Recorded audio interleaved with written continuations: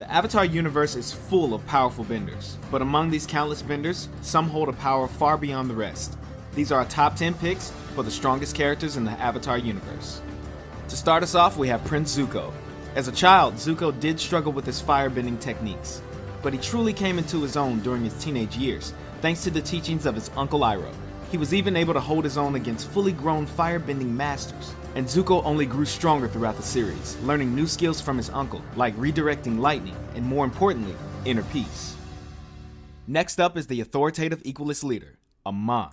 You'll get your duel, and I will destroy you. At first, Amon may seem to have a major disadvantage when he claims he's not a bender. Amon is, however, an expert in hand-to-hand combat. He is so skilled, he is known to neutralize expert benders using no bending himself. Despite this skill, Amon is also secretly a highly trained waterbender. The few times we see him waterbend, he uses rather advanced techniques, but his strongest skill of all is the rare yet powerful waterbending technique, bloodbending. That's right, Amon can take full control over his enemies, and he can even do it without a full moon, something that was never even believed to be possible before Amon's family perfected the terrifying technique. Next on our list is the tyrannical leader himself, Fire Lord Ozai. For the majority of the series, he remained more of an ominous mystery, a looming threat whose power came more from the fear of the unknown than his actual abilities. But when we finally did get to see Ozai in action, he proved that his power came from much more than fear. The Fire Lord had an intense and wild style of firebending, fueled by anger and hate.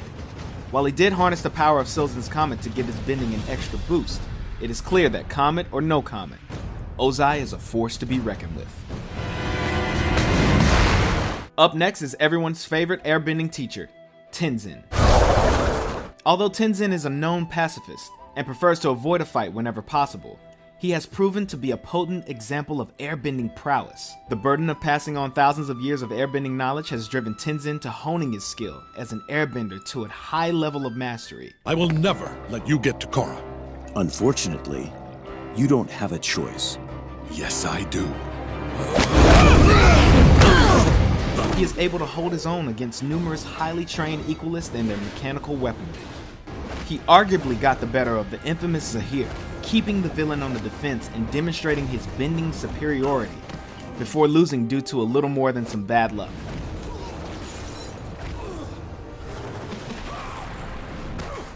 All in all, we think Tenzin could easily take Zahir in a fair fight. Strength seems to run in the family because our next entry is Tenzin's mother, Katara. Oh, great. You again. Yeah, I didn't think so. From the very beginning, Katara's sheer determination to hone her waterbending skills, even without a teacher, was a demonstration of great strength. Let's do this. From that determination, we saw Katara grow as a bender throughout the series, collecting skills like state changing, healing, and even bloodbending. Her waterbending expertise, coupled with her ingenuity, gave her a significant advantage as she found clever and unique ways to put her waterbending to use.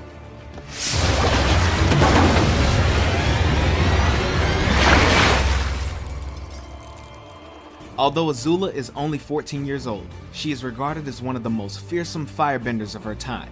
After mastering the basics of firebending at a very young age, her flames held such an intense heat that they developed a signature blue color. In addition to her standard firebending, she quickly advanced onto more complicated powers, like the ability to generate and control lightning, which is regarded as one of the most powerful and dangerous techniques in a firebender's arsenal. She has also proven time and time again to be a skilled combatant and strategist, and was often able to use her smooth demeanor to get inside her opponent's head. Azula's cold and relentless personality added to her immense physical power that made her a fierce leader, as well as a frighteningly dangerous foe to any who would dare cross her. What is wrong with that child? Next up is Toph Beifong, aka the Blind Bandit. I am the greatest earthbender in the world! Don't you two dunderheads ever forget it! Though you wouldn't know it by visiting her home in Ba Sing Se, Toph is an earthbending prodigy. Her mastery of the craft allowed her to perfect the technique of using earthbending to detect vibrations in the ground, giving her a hyper-awareness of her surroundings. Not only did this replace her sight, but it allowed her to anticipate her enemy's every move and could even inform her if someone was lying. He's not lying. How can you tell? I can feel his breathing and heartbeat. When people lie, there's a physical reaction. He's telling the truth. And we haven't even scratched the surface. Toph is able to use her earthbending for countless applications, whether it's to protect her allies, immobilize her enemies, or even mobilize herself. Toph has a skill for almost any situation. Need a ride? She has even gone as far as to invent and master an entirely new form of bending. Have I ever mentioned how sweet it is that you invented metal bending? You could stand to mention it more. When Toph runs into something she struggles with, she puts her rock-like willpower to the task until she's mastered that as well. Woo! Toph, you rule.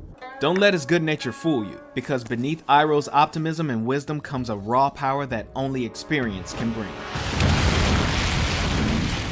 As one of the few firebenders of his time that understood how to firebend without resorting to anger, Iroh had a high level of mastery over the art. Though he would usually prefer to avoid a fight, he was not afraid to demonstrate his ability if the need presented itself.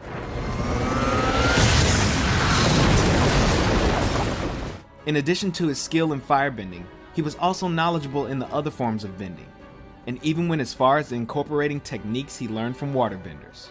And as if that's not enough, Iroh was also a master tactician in battle, and was even once considered the Fire Nation's top general. Centuries from now, people will study the great Admiral Zhao, who destroyed the last of the Water Tribe civilization. You're lucky you're here to see it. Be careful what you wish for, Admiral. History is not always kind to its subjects. Avatar Korra showed she was capable of the basics when she was a little more than a toddler. I'm the Avatar! You gotta deal with it! By the time she was 17, she had mastered 3 out of the 4 elements and even showed immense skill in fighting while switching between bending styles.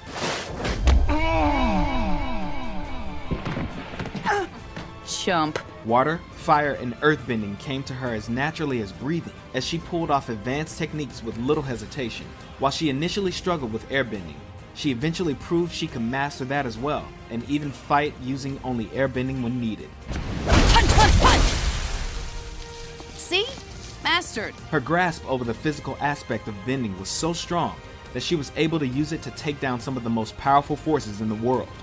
With Katara as her teacher, she was also able to master the technique of healing, and through Unalaq she learned to bend the spirits, only adding to her status of one of the most powerful benders that the world has ever seen. Go in peace. Finally, we have the last airbender himself, Avatar Aang. Before Aang even knew he was the Avatar, he was an airbending prodigy, reaching the rank of master by the young age of 12. Making him the youngest airbending master in history. Aang's real test would be in his mission to end the 100-Year War and bring peace to the world. And that's where he would demonstrate his true power. When Aang began his journey, he only knew how to airbend, and had less than a year to learn and master the other 3 elements. While he was playful and often lighthearted, he proved to be a determined student when he focused his efforts, and became proficient in waterbending, earthbending, and firebending in record time. While he did gain a high level of expertise in the physical aspect of bending, it is in the spiritual aspect where he really excelled. Thanks to his training from the Air Nomad monks, Aang demonstrated a calmness of mind and a level of wisdom far beyond his years. This spiritual strength was only amplified after Aang's training with Guru Patik and learned to unlock his 7 chakras. Aang was even able to learn an entirely new form of bending, energy bending. This ancient and forgotten art allowed Aang to bend the energy inside of others, and even remove their bending abilities entirely. Aang's physical and spiritual power, as well as his own unbendable spirit, were what ultimately allowed him to take down the Fire Lord and end the 100-Year War.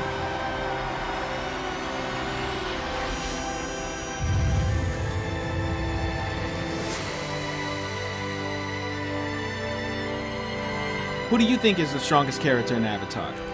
Let us know in the comments below. That lemur! He's earthbending! No, you idiot! It's the girl! Oh, of course.